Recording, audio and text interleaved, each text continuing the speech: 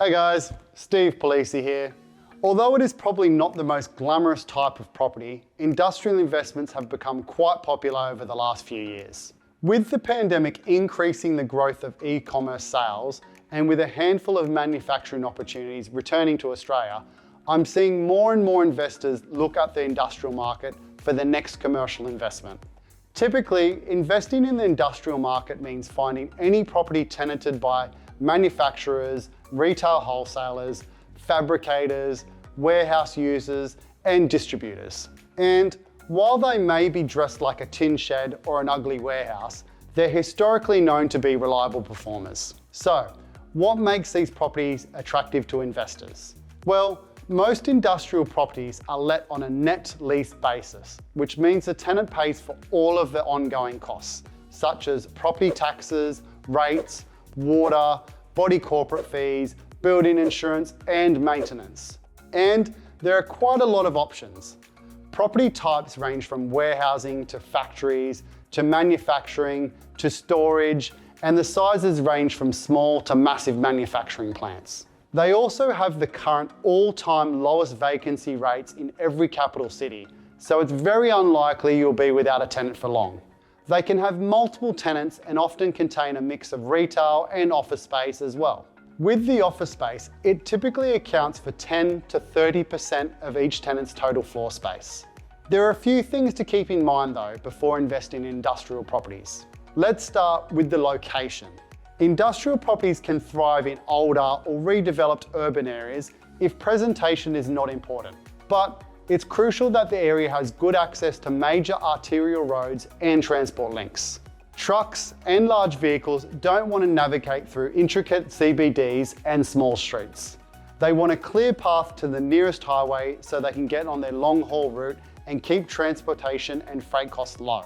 Being close to shipping locations, airports, and so on can be crucial depending on the type of business that will lease the property.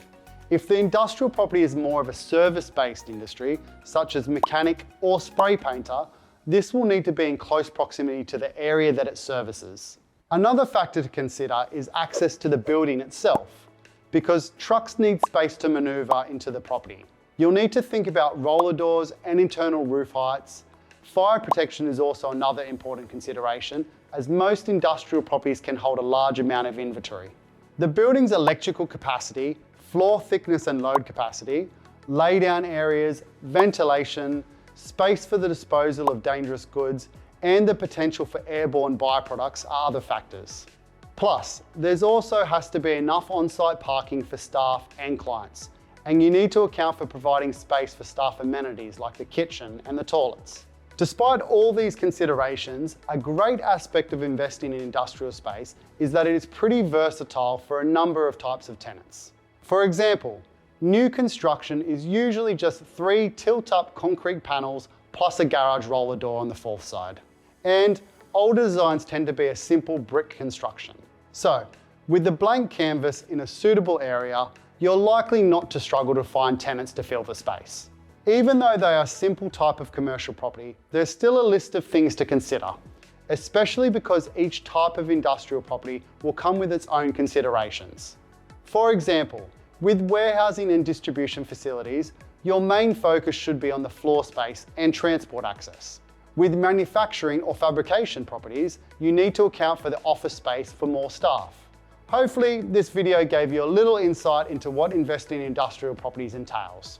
If you'd like to know how I've helped my clients successfully venture into the industrial real estate space, please feel free to reach out. Otherwise, make sure to share these videos with fellow investors who may be interested in adding an industrial property into their portfolio.